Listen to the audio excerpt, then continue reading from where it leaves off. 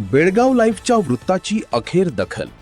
जुने बेळगाव येथील सरकारी मराठी पूर्ण प्राथमिक शाळा क्रमांक 33च्या आवारातील धोकादायक पाण्याची टाकी अखेर हटवली जाणार आहे. गेल्या 2003 पासून नादुरुस्त अवस्थेत असलेली ही टाकी शाळेतील विद्यार्थ्यांसह परिसरातील नागरिकांसाठी मोठा धोका बनली होती. टाकी कधीही कोसळून दुर्घटना घडू शकते अशी भीती स्थानिकांनी व्यक्त केली होती.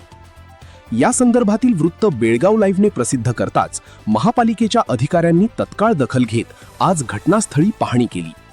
कर्नाटक शहरी विकास पायाभूत सुविधा विभागाचे सहाय्यक अभियंता उमेश निट्टूरकर यांनी 8 दिवसात निविदा काढून महिन्याभरात टाकी हटवण्याचे आश्वासन दिले आहे.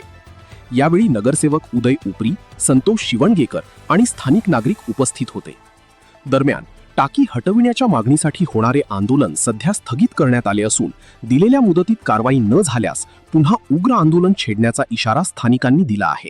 जुनी बेळगाव येथील मराठी शाळेच्या आवारात असलेली नादुरुस्त पाण्याची टाकी या ठिकाणी काढावी म्हणून आम्ही परवा दिवशी सर्व गावकरी नागरिक उपस्थित होतो आणि आम्ही महानगरपालिकेला आणि प्रशासनाला विनंती केलो होतो की ही टाकी ताबडतोब हलवा, कारण ह्या टाकीमुळे इथल्या शाळेच्या आवारात खेळणाऱ्या मुलांना तसेच इथल्या ये-जा करणाऱ्या नागरिकांना जीविताला धोका होता.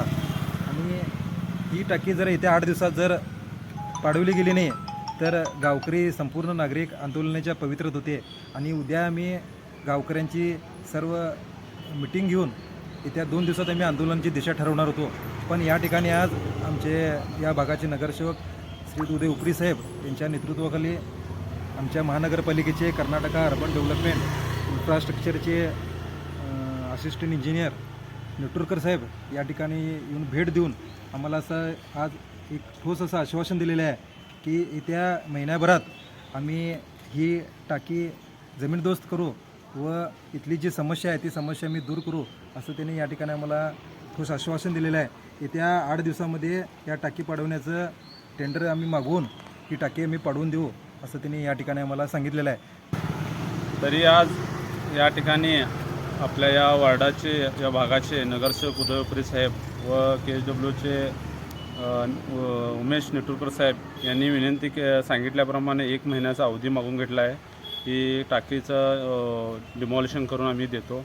त्यांच्या आग्रहास्तव आम्ही सर्व गावकरी जो आज 2 दिवसामध्ये आम्ही आंदोलन करणार होतो ते आंदोलन स्थगित केलेलं आहे. तरी यांच्या विनंतीला मान देऊन आम्ही 1 महिनाभर यांच्या म्हणण्याप्रमाणे आम्ही वाट बघू. परंतु आम्हा कळकळीची विनंती आहे की आम्हाला आंदोलन करण्यास भाग पडू नये.